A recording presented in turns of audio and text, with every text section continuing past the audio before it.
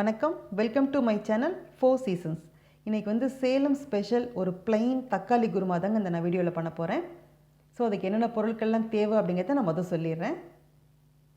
பெரிய வெங்காயம், பச்சை மிளகாய், பூண்டு, தக்காளி பழம், கொத்தமல்லி இலை,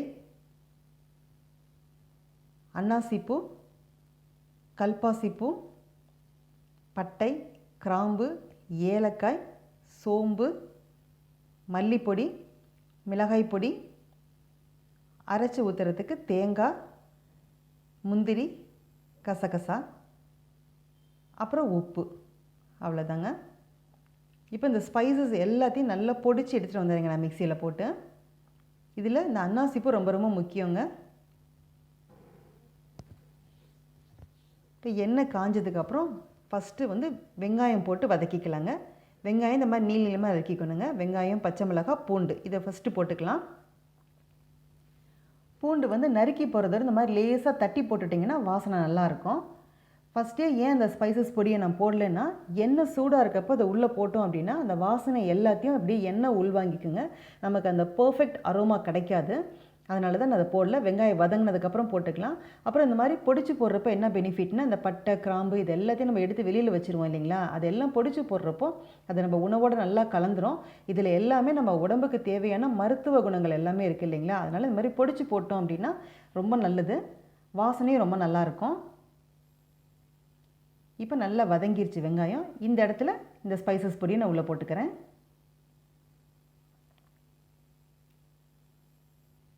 இப்போ ஜஸ்ட் லேசாக வறுத்தா போதுங்க. அந்த வாசனை அப்படி எண்ணெயில் போட்டோன்னு வரும்.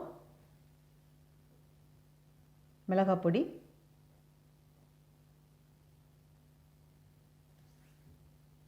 மல்லிப்பொடி, மிளகாய் மல்லியில் எண்ணெயில் போட்டு ஜஸ்ட்டு வறுத்தோம்னா நல்ல வாசனை நல்லா இருக்குங்க. அந்த மல்லியோட வாசனை நல்லாயிருக்கும். லேசாக வறுத்தா போதும்.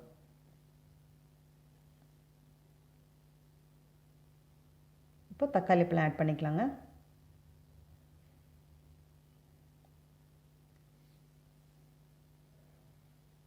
இப்போ உப்பு சேர்த்துட்டேன்னா தக்காளி கொஞ்சம் சீக்கிரம் வதங்கிரும். நான் அந்த அன்னாசிப்பூ சொன்னேன் இல்லைங்களா, அது வந்து பொதுவாக அதில் வந்து இந்த டேமி ஃப்ளூக்கு மெடிசன்ஸ் எடுக்கிறதா நான் கேள்விப்பட்டேங்க. அதிலேருந்து நான் அந்த மாதிரி பிரியாணி ஐட்டம், குருமா ஐட்டம் எதுவாக இருந்தாலும் பட்டை, கிராம்பு சேர்த்தி போடுற எல்லா ஐட்டத்துக்கும் நான் அந்த அன்னாசிப்பூ கண்டிப்பாக நான் சேர்த்திக்குவேங்க. இப்போ அதை மூடி வச்சுக்கலாம். ஒரு 5 நிமிஷம் கழித்து நான் ஓப்பன் பண்ணி பார்க்குறேன். இப்போ தக்காளி பழம் நல்லா வெந்து வதங்கிருச்சுங்க. நல்ல தக்காளி வந்து வெந்து வதங்கிடணும். இப்போ தண்ணி ஆட் பண்ணிக்கலாம். நம்ம எவ்வளோ தண்ணி தேவையோ குருமாவுக்கு அந்த அளவுக்கு ஆட் பண்ணிக்கலாம். இப்போ வந்து மூட வைக்க தேவையில்லை, அப்படியே ஓப்பன்லேயே கொதிக்கட்டுங்க. இது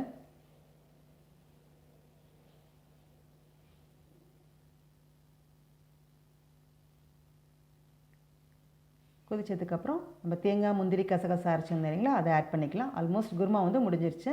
ஏன்னா தேங்காய் ஆட் பண்ணதுக்கப்புறம் ஒரு 2-3 கொதி வந்தால் போதுங்க. அதுக்கு மேலே கொதிக்க விட வேண்டாம்.